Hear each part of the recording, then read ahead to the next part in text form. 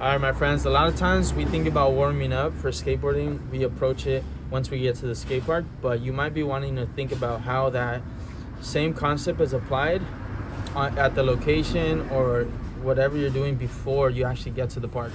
So if you're someone who's driving in the morning to get to the park, or someone who gets some coffee before they get to the park, whatever it is you're doing, you want to make sure that that movement, that experience is being done in a calm manner, because chances are if you are moving very anxiously, very twitchy, that's going to transition to when you get to the skate park. So I'm going to use myself as an example. When I get to the coffee shop, which is most of the time what I do before the skate park, is I'm thinking, okay, how am I digesting this coffee pastry in a way that it's gonna help me transition that same energy into the skate park.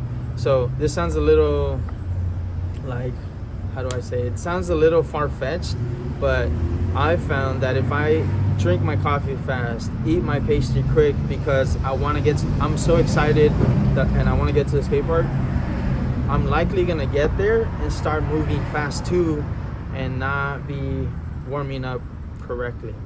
It's not always the case, but it has shown to have a big influence to my warm-up at the skate park. So what I like to do is just ask myself some questions. Now it's a bit more subconscious, it's not so intentional, but it started with a bit more intention where I ask myself questions is, how do I feel as I'm drinking the coffee? What are those thoughts creating an anxious and tense experience? Sometimes I'm at the coffee shop just editing videos or responding to messages, and I find myself in this very tense state where my forgot what are these called? Traps? My traps are very up here. My back is hunched. My lower back is slouched. My head starts to come forward, and I just feel very tense. And so I start to ask myself, can I take a little break? Can I put my phone down for 5 minutes and just kind of shake it off a bit, or just relax my gaze? These are things that I'm intentional with because, like I said, it translates to when you get to the skate park. Sometimes it's not even you being tense, but it's the opposite, where you're kind of lazy about everything. You're slow. You're not thinking about how you can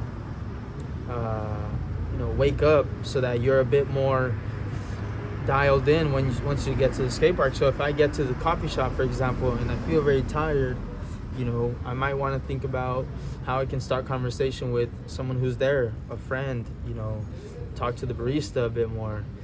There's been times where I get to the counter and I'm very low energy in front of them.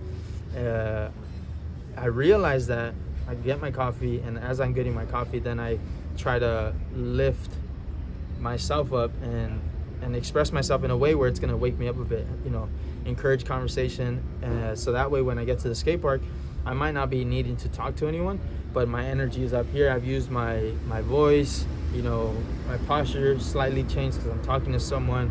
And in these ways, you're dialing yourself in for the session. And so that's just something real quick I wanted to cover. I found that it's not just about the act of skateboarding that we want to dial in, but it's everything around it that we can slowly start to understand how it influences how we skateboard. If you're someone who is working long hours and moving stuff, using their body, you're going to have a different experience than someone who's just sitting down all day driving, maybe for Uber or Lyft, or just in a computer and then goes to the skate park. Regardless, you want to understand how that influences you, so that you can slowly start to improve upon that, so that you set yourself up for a better skate session. Regardless, that's a topic I wanted to talk about real quickly. What's up, Brian? There's a book called The Outliers. And The Outliers. And it focus. Have you heard about it? No, I haven't. It focuses on the 1%. There we go. And those, what you're talking about, is little 1%s that fix the mood. Yeah, so it's those little things that go unnoticed sometimes, and that's why I mentioned I had to be intentional in the beginning. But as you improve that 1%, then those things become subconscious, and it just starts to like stack upon one another and benefit you in that way. But like I said, that's real quick what I wanted to talk about.